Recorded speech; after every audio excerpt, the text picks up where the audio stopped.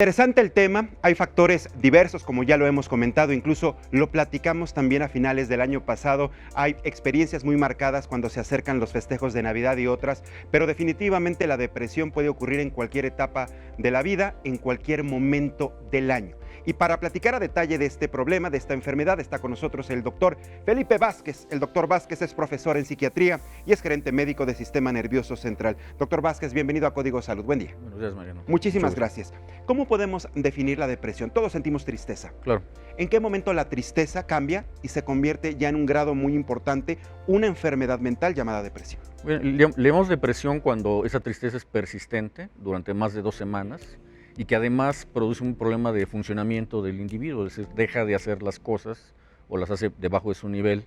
Y entonces el duelo que normalmente tenemos por la pérdida de una mascota, de un familiar, generalmente lo superamos en unos días y estamos ya funcionales para seguir trabajando, ¿no? En cambio, en la depresión, la discapacidad se puede prolongar por años. Tenemos pacientes que tienen 10 o 20 años deprimidos y no lo sabían o no se habían dado cuenta. ¿Y cómo es posible esto? Bueno, porque la gente se acostumbra, digamos, a funcionar en un nivel debajo del... ¿La gente se acostumbra a estar triste? Sí, digamos, a veces lo toma como una situación natural porque la adversidad es importante. Pero no tiene que ser así, doctor. No tiene que ser así. Cuando uno empieza a aplicar cuestionarios a estas personas, por ejemplo, que tienen diabetes durante 10 años, y entonces empieza a decir la persona, no duermo, no estoy comiendo bien, me falta energía. De pronto la primera hipótesis es que la enfermedad está descontrolada, ¿no? Que si le bajamos el azúcar va a estar bien la persona, pero el azúcar se normaliza y la persona sigue sin deseos de vivir, sin disfrutar la vida. Vaya, se sabe enferma. Así es, así es. Y entonces, esto la deprime. Así es. Y lo que tú comentabas en la introducción de que, por ejemplo, los tratamientos con psicoterapia son efectivos para depresiones leves y moderadas, y en depresiones más graves usamos los fármacos, los antidepresivos, que son muy efectivos, es una manera rápida de sentirse mejor. Hay gente que dice, bueno, si yo hubiera sabido hace 10 años que existían los antidepresivos y puedo mejorar y sentirme bien. Por cierto, los antidepresivos mejoran el tamaño del hipocampo, que también se ha visto que la depresión hace que se encoja el hipocampo y con ello la persona pierde capacidades cognitivas como memoria, atención, concentración, y se recuperan con un buen tratamiento. Entonces la gente dice, bueno, ¿cómo no supe yo de esto antes, ¿no? Por eso es importante estos programas como el tuyo para difundir la posibilidad de que estas enfermedades tienen tratamiento, control y la gente puede recuperar su calidad de vida. Pero es bien importante, no solo por sentirse triste más de 2 o 3 semanas, es automedicarse, ¿no? Así es. Hay que acudir con ustedes los especialistas, sobre todo, primero, para el diagnóstico, conocer cuál es el origen de esta depresión, ¿cierto? Sí, porque además hay una depresión unipolar y una bipolar y no es fácil distinguirlas, ¿no? La persona que tiene depresión bipolar ha tenido por ahí episodios de hipomanía, de grandiosidad o de hiperactividad, de insomnio, de gastar mucho dinero, de estar consumiendo sustancias. Entonces, esos pacientes tienen la mayor parte del tiempo depresión, pero de pronto tienen picos de ánimo elevado o irritable. Y de repente, ¡pum!, se van hasta el fondo. Exactamente, así es. Esos pacientes requieren estabilizadores del ánimo, en tanto que la gente deprimida necesita antidepresivos, ¿no? Son 2 tratamientos diferentes. Completamente distintos. Y como tú bien dices, no es conveniente que me voy a tomar el medicamento que le hizo bien a la vecina porque no duermo bien o estoy triste, porque se requiere un diagnóstico de cuál es el origen del problema, ¿no? Por ejemplo, pacientes de edad avanzada, de 40, 50 años en adelante, hay que descartar causas médicas como hipotiroidismo, como la propia diabetes, como enfermedades que afectan el metabolismo y pueden producir una depresión también. Entendemos este punto, sobre todo en las personas que padecen algún tipo de enfermedad crónica que las deprime definitivamente. Hay gente que sale muy bien, hay gente que es diagnosticada con cáncer, se hunde pero se levanta, ¿no? Y eso incluso hasta les ayuda a que su tratamiento salga más productivo, sea mejor, incluso puedan erradicar una enfermedad como la es el cáncer y otras con otros padecimientos es igual. Pero vivimos, digamos, en una época difícil, mucha inseguridad, problemas económicos, problemas sociales, ¿no? Hay quizá un poquito de incertidumbre en qué va a pasar con nosotros de manera general, la gente pierde el trabajo, etcétera, etcétera. Entonces, son muchos factores que pueden originar que una persona sufra depresión, ¿cierto? Correcto. Sí, de hecho, el incremento de la depresión que se ve en todo el mundo, las cifras de personas... Es en aumento, ¿no? Van en aumento y como mencionaste, nos preocupa mucho los niños y los adolescentes. Lamentablemente el suicidio en adolescentes está incrementándose. Entonces ahí tenemos que tener mucho cuidado, los que somos profesores, papás, maestros, coaches, o sea, estar como muy al pendiente de la salud de los jóvenes, si no están durmiendo bien, no están comiendo bien, si su autoestima, el joven cuando dice no sirvo para nada, soy un inútil. No lo está diciendo en broma, No o sea, hay que lograr. tomar en serio esas frases. Totalmente, ¿no? Y por ejemplo, en los médicos, capacitamos médicos generales, por ejemplo, les decimos, el preguntarle a una persona si quiere suicidarse o si ha pensado en la muerte es un elemento importante de la entrevista, porque lejos de inducir una conducta, la persona que tiene ideas suicidas y alguien se las pregunta o le pide que las relate o describa qué está sintiendo, pues siente un alivio, siente una posibilidad de ayuda, que se ha visto que muchas personas que se suicidan pues lo hacen porque no ven un entorno que los pueda ayudar o los pueda sacar de la desesperanza, ¿no? Y bien se dice que el suicida no es que quiera morir, sino quiere dejar de sufrir, ¿no? La depresión es un sufrimiento muy profundo. Sí, constante, permanente. La gente pierde pues. confianza en sí misma. Claro. Entonces hay que ver los muchachos que están bajando su rendimiento escolar, que quieren dejar la escuela, que empiezan a consumir sustancias, ¿no? A veces son intentos de automedicarse las drogas para sentirse bien anímicamente. Entonces hay que hacer un diagnóstico en niños, adolescentes y adultos. Pero a ver, ¿qué está pasando? Una persona con depresión, algo está ocurriendo a nivel orgánico. Claro. O sea, no es porque se quiera sentir Así es. triste. Yo creo, habrá quien sí lo piense, no lo sé, pero yo creo que la mayoría de nosotros no queremos estar tristes, Así es. porque estaríamos sufriendo. Sí, ahí lo que ocurre es que hay una predisposición genética, o sea, sí hay un factor hereditario genético en la depresión, a lo que se suma el estrés, que es la teoría más aceptada, la carga de estrés que se va acumulando, pues la persona que pierde el trabajo, que además le diagnostican una enfermedad médica, que además se separa de su pareja, que tiene problemas económicos, todo eso sumado genera cambios bioquímicos, hormonales en el cuerpo, exceso de cortisol, se interfiere con el sueño, hay una disminución de la transmisión de serotonina, de dopamina, factores neurotróficos que alimentan las neuronas y las hacen estar fuertes. Sí. Se pierde esa resiliencia que es tanto un concepto psicosocial como biológico, y entonces ese estrés acumulado deriva en una serie de síntomas depresivos, ¿no? Entonces, una persona puede ser muy resistente, pero si tiene el estrés suficiente como para reventar, pues lo hacen. Y no es suficiente con ponernos 20 minutos al sol. Correcto. Digo, ¿ayuda? Vamos, Pero para sintetizar vitamina D, si la tienes deficiente, te ayuda, pero sí creo que ha habido también un temor excesivo a la ayuda médica, y a lo mejor también se ha valorado en exceso a veces las terapias basadas en cambios nutricionales. Sí. Y sobre todo en los fármacos, ¿no, doctor? Por ejemplo, una persona que ya necesita del apoyo, del tratamiento de un psiquiatra, pues entonces se ha satanizado el hecho de ir con los psiquiatras. Sí. Piensan que la gente está loca. Sí, afortunadamente eso va cambiando. Cada vez la gente reconoce que el psiquiatra, también tenemos una formación para dar psicoterapia a las personas. Hay formaciones en terapias psicodinámicas, cognitivo-conductuales. Tenemos el área farmacológica, la posibilidad de detectar enfermedades que condicionan depresión, como el Parkinson, como el hipotiroidismo. Y además también tratamos de ayudar a la gente a manejar su estrés, ¿no? Hoy en día muchos psiquiatras ya estamos practicando técnicas de mindfulness, de meditación con nuestros pacientes, porque sabemos que eso ayuda a reducir la liberación de hormonas del estrés. Y es que yo estoy sorprendido. En este espacio, por ejemplo, desde mayo pasado que estamos al aire con Código Salud, prácticamente no hay día, no hay semana en que en las enfermedades está involucrado, por ejemplo, el tabaquismo. Pero me impresiona aún más que en la mayoría de las enfermedades está involucrado en el estrés. Correcto. ¿Y de qué manera nos hace daño? Así es. Sí, y por ello habría que desde la primaria, preprimaria, ir haciendo trabajo con los niños de que aprendan a reconocer sus emociones, ¿no? ¿Qué es el enojo? ¿Qué es la tristeza? ¿Qué es la alegría? Y cómo reflejarlas, cómo canalizarlas. Exactamente. Porque luego no sabemos canalizar Correcto. ese tipo de emociones, Correcto. doctor. Esa educación emocional es importante reforzarla, trabajarla, porque es la manera de prevenir la depresión del adolescente y del adulto. Tolerancia a la frustración. Totalmente. Tampoco sabemos. Así es, correcto. Otro es el maltrato infantil que abunda, ¿no? Lamentablemente muchos niños sufren humillación, maltrato emocional, físico. Sí, y que eso si porque está condiciona. gordito, lo bulean. Correcto. Que si tiene lentes, lo Correcto. bulean. Que si Exacto. es delgado, lo bulean. Así es. Que es hijo único, entonces todo eso afecta de alguna manera y deprime. Así es, y las encuestas de salud mental que se han hecho en México han demostrado que el consumo de sustancias, marihuana, cocaína, alcohol, cada vez a edades más tempranas, ¿no? Lo cual refleja que estos niños que están experimentando estrés, que están experimentando maltrato, pues buscan un camino para manejar esas emociones de malestar, ¿no? Y entonces, una vez focalizado, doctor, ¿cómo es el tratamiento? Entiendo que cada caso es particular, son tratamientos meramente personalizados. Claro.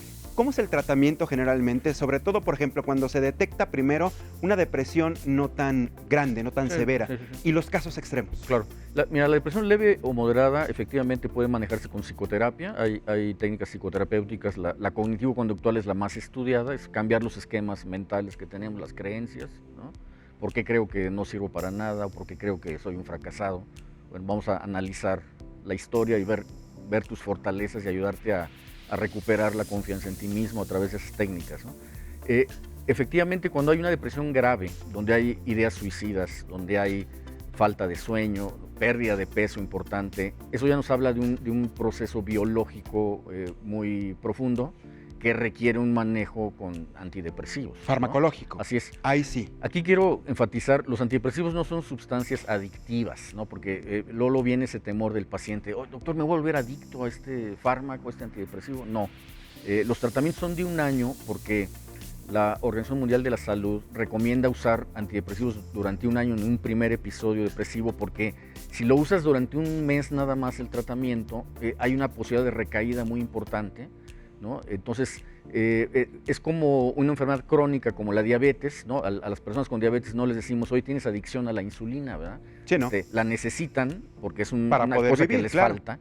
Y entonces, igual los antidepresivos compensan sistemas, circuitos de neurotransmisión que están defectuosos, las proteínas no funcionan bien, no transportan bien los aminoácidos. Y esto hacen estos medicamentos. Exactamente. Y también, de alguna manera, protegen y fortalecen el cerebro. Hay unos estudios bien interesantes, un autor se llama Shelin, que demostró que el tiempo de que una persona pasaba con depresión sin tratamiento se asociaba a la disminución del volumen del hipocampo, precisamente, ¿no? Va perdiendo neuronas el cerebro por el efecto del estrés, que es tóxico para el cerebro, y en cambio los antidepresivos son como vitaminas para el cerebro, son alimento para el cerebro, y ayudan a que la gente tenga también un mejor manejo del estrés, ¿no? Es importante por eso el tratamiento. Pero no es exclusivo. Una persona, por ejemplo, que llega ya a unos niveles de un tratamiento farmacológico, también tiene que ir de la mano, por ejemplo, con otro tipo de terapéutica, claro, para salir más rápido adelante. De acuerdo, ¿sí? Los mejores resultados son una combinación de psicoterapia con fármacos. Y habría que agregar aquí que están apareciendo también aparatos de estimulación magnética transcraneal. Este es importantísimo. Es una técnica muy interesante. Te me adelantaste, ¿no? Es impresionante esto. Es un casco. Exactamente, tú puedes estimular la corteza prefrontal del cerebro, el lado dominante, y de esa manera modificar la actividad de ese grupo de neuronas y activar un circuito que está hipoactivo, o por el contrario, un circuito patológico está hiperactivo, lo bajas de nivel de actividad y eso hace que funcionalmente la persona... Y esto es muy reciente, ¿eh? Sí. Tengo entendido, por ejemplo, aquí en nuestro país tendrá alrededor de unos 5 años. Algo así. 5 o 6 años que se trajo un equipo así tan sofisticado. Sí. ¿Tienes conocimiento de eso, doctor, para que la gente tenga ubicado? Yo sé que cuando ya se llega a aplicar este tipo de técnica, de tecnología mediante este casco específicamente, estamos hablando también de niveles altos de depresión, personas que no han salido con los tratamientos tradicionales. Claro. Sí, y fíjate que ahora hay toda una investigación, por ejemplo, liderada por la doctora Williams en Stanford, California, que ella habla de biotipos depresivos, ¿no? Entonces dice, por ejemplo, hay una depresión del circuito predeterminado del cerebro, produce una depresión, le llama ella ruminativa, porque efectivamente hay pacientes que están como con una serie de ideas circulares en su cabeza constantemente en introspección, y esos requieren un tratamiento específico. Les puede servir la estimulación magnética o los propios antidepresivos. Hay depresiones que les llamamos anhedónicas porque el paciente no está triste, lo que pasa es que no disfruta la vida, no se siente motivado o entusiasmado por hacer cosas. Entonces, a esos pacientes les damos, por ejemplo, fármacos dopaminérgicos que tienen un efecto en el circuito de la recompensa. Entonces, ya se está tipificando las depresiones en función de qué circuito está funcionando mal o en dónde está la interconexión defectuosa.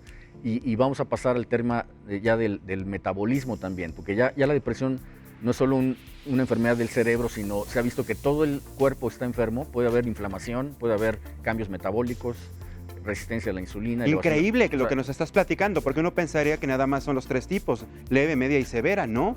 Digamos que hay subtipos de depresión. Correcto. Y no siempre se manifiestan de la misma forma. Así es. Y para cada caso hay un tratamiento. Correcto. Eso también es lo más interesante, qué bueno que ya existe un avance de este tipo. Ahora, comentabas el periodo general que tiene un tratamiento, que es de 1 año promedio. Esto es debido a la indicación que se tiene por la Organización Mundial de la Salud, pero si una persona empieza a manifestar a los 8 meses, digamos, una respuesta favorable, ¿se puede interrumpir el tratamiento? Obviamente a raíz de que ustedes lo indiquen. Sí, así es. Ahí hay que platicarlo con el médico, porque tenemos que tomar en cuenta cuál es la personalidad que tiene el paciente, cuáles son sus recursos, sus mecanismos de defensa, su capacidad adaptativa, qué situación vital tiene, porque cuando una gente está en una situación de mucho estrés, cuando tenemos pacientes que tienen situaciones laborales muy complicadas, relaciones interpersonales, matrimonios, familias con mucha dificultad, a esas personas no se les recomienda suspender el tratamiento si tienen una carga de estrés excesiva, porque la posibilidad de recaída es alta. También la presencia de síntomas residuales es algo que también tomamos en cuenta. Usamos escalas, lo que se llama la clinimetría, es como medir qué tantos síntomas persisten a pesar del tratamiento. Y si estos síntomas son muy elevados, también tenemos mucha precaución de no suspender tratamientos, porque la posibilidad de recaer es mayor en cuando hay síntomas residuales importantes. O sea, ¿no? con el tratamiento tiene que ir disminuyendo los síntomas de la depresión, eso es claro, definitivamente. Así es. Pero hay quienes persisten en los síntomas a pesar del tratamiento. Así es. Les llamamos depresión resistente, que pueden requerir combinaciones de tratamientos, pueden requerir modificaciones con aumentadores, les llamamos nosotros. Incluso se usan medicamentos que no son antidepresivos, son de otras familias terapéuticas, pero ayudan a que el paciente se recupere funcionalmente, ¿no? A veces la falla es a nivel cognitivo, a veces a nivel del sueño, a nivel del apetito. Entonces buscamos que los síntomas estén controlados al 100%. Lo que quiero preguntarte, doctor, es si es posible entonces, independiente, cada caso entiendo es diferente, bueno, si es posible salir de una depresión. ¿Sí lo es? Sí, absolutamente. A pesar de casos así como nos dices, que hay personas que no salen a la primera, que hay que apoyarlos con otro tipo de tratamientos, porque todavía siguen manifestando los síntomas después de 8 o 9 meses de fármacos. ¿Pero sí es posible? Sí es posible. En algunos casos hablamos de control porque si la depresión inició muy tempranamente y tiene componentes genéticos importantes, pues va a requerir un tratamiento a largo plazo, prácticamente de por vida, y un monitoreo del tratamiento. Depresiones que están asociadas a una crisis vital, por ejemplo, una separación, un divorcio, que la persona era funcional, tenía una vida, digamos, plena y emocionalmente se sentía bien, pero a partir de este evento desarrolla los síntomas depresivos, en el corto plazo va en busca de ayuda después de unos meses. Esas personas se recuperan al 100% y muy probablemente más adelante no requieran tratamiento. Mi presente recaída. Exactamente, sí hay esa posibilidad de la recuperación. Pero siempre la recaída está presente, digo, habrá quien sí caiga en esto nuevamente, correcto, ¿no? Correcto. Si nosotros hacemos mucha prevención en el sentido de decirle a la gente, si has tenido varios episodios y tu depresión es crónica, ha habido años de síntomas, por lo menos te vamos a dar 1 año de tratamiento y vamos a valorar qué tanto hay que continuarlo o no. Porque la tentación es muy grande, ¿no? Yo ya me siento bien después de 1 mes de tratamiento, pues ya ¿por qué me voy a seguir tomando el medicamento? ¿No? Entonces la gente piensa que es como una diarrea o como un catarro. No, lo importante aquí es el apego. Quita y ya estás bien, ¿no? El apego es definitivo. Así es. Acá hay que recordar que las neuronas tienen sinapsis, comunicación entre ellas, y de pronto estas vías de transmisión no están adecuadamente estructuradas o se pierde la función de ciertos receptores a los neurotransmisores. O sea, hay cambios a nivel bioquímico que son constitutivos, vamos, así tiene la persona, digamos, estructurado su cerebro, y lo que requiere es una ayuda que le permita tener una estabilidad y una buena neurotransmisión para poder funcionar. Y se le invita a que cambie también hábitos, Claro, me imagino, ¿no? por Que coma nuevamente de Exactamente. manera sana, que haga ejercicio, Qué bueno que lo comentas. que conviva, que tenga actividades por la Correcto, tarde, en la mañana, correcto. para que no esté de ocioso y también es. nuestro cerebro no esté mal pensando Correcto. o mal viajando, ¿no? Así es, por ejemplo, en depresiones geriátricas de personas de edad avanzada Ujú. se recomienda muchísimo el ejercicio. Bueno, el ejercicio sirve en todas las edades, ¿no? De hecho,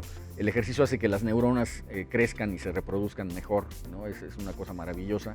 Pero también en los adultos mayores, el contacto social, o sea, el sacar al adulto mayor del aislamiento y ponerlo a convivir con sus pares, hacer actividades que conocen. Mucha gente retirada podría dar clases de inglés, Claro, por podría supuesto. dar clases de arte. Vuelven a sus actividades, Así lo es. que también tanto les gustaba Así y es. les impulsaba a hacer Así una es. serie de cosas. Sí. Pues quiero agradecerte mucho, doctor Felipe Vázquez, profesor en psiquiatría, el que hayas estado estos breves minutos con nosotros aquí en Código Salud para explicar un poquito más a detalle. Me gustó definitivamente mucho tu explicación el día de hoy para conocer cómo funciona este asunto de la depresión, cómo se manifiesta y sobre todo que si hay posibilidades de que la persona salga adelante sin importar el nivel de la enfermedad. Correcto. Gracias, doctor. Gracias.